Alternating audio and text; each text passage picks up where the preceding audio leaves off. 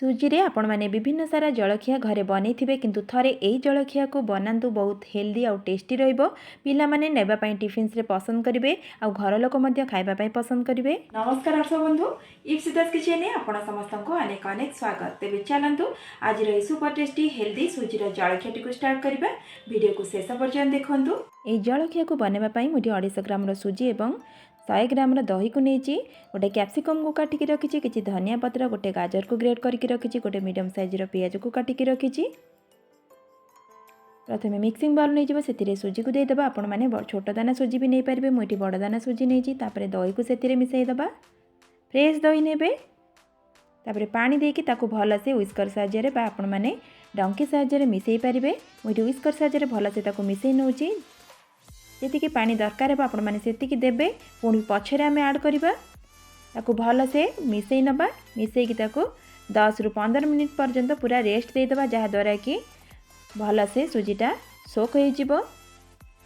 देखो ए भल से गोले नौची। ये आम कभर करके 15 मिनिट ताकू छाड़ीदबा। 15 मिनिट छाड़ी देती सुजी देखो पूरा भल से फुली जाइए। ये आम सबू परिबा को ऐड करवा, जो सब काटिकी रखी गाजर, पियाज, कैप्सिकम एवं धनिया पत्र को ये देदबा। सबू परिबा को छोट छोट करके काटिकी नेबे। मुझे एमती काटिकी नहीं सेमती काटिकी नेबे, जहाँद्वारा कि सुजी सहित भल से पूरा मिसिकी रहिबा और इजिली पूरा सीझी जिवो। स्वाद अनुसार लुण कोटी दे दउची।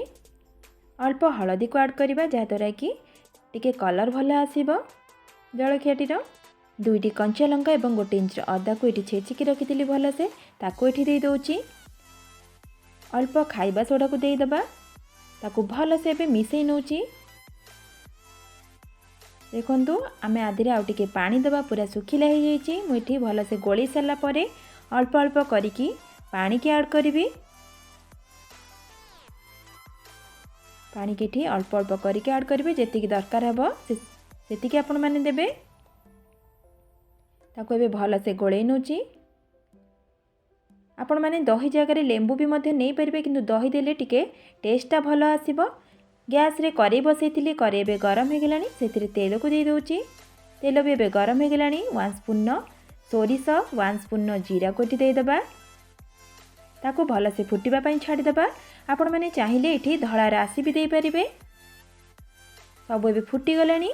ये आम से बैटर को देदेबा। ताकू डंकी साहाय्य अल्प अल्प करके पिठा जमती बना जाए सेमती सबू जाक बैटर को दे दउची। टिके मोटा हेबो, कारण यहाँ आम पछरे काटिबा। ताकू सबू बैटर को देखंतु देदेली। ताकू आम एबे कवर करके 15 मिनिट पर्यंत मीडियम फ्लेम रे छाड़ीदेबा। देखो 15 मिनिट पर आपण मानक देखूँ यहाँ ऊपर पूरा सुखी आसलानी। ताकू आर साइड को मुझे उल्टे नौची। आर साइड को ताकू उल्टे देली।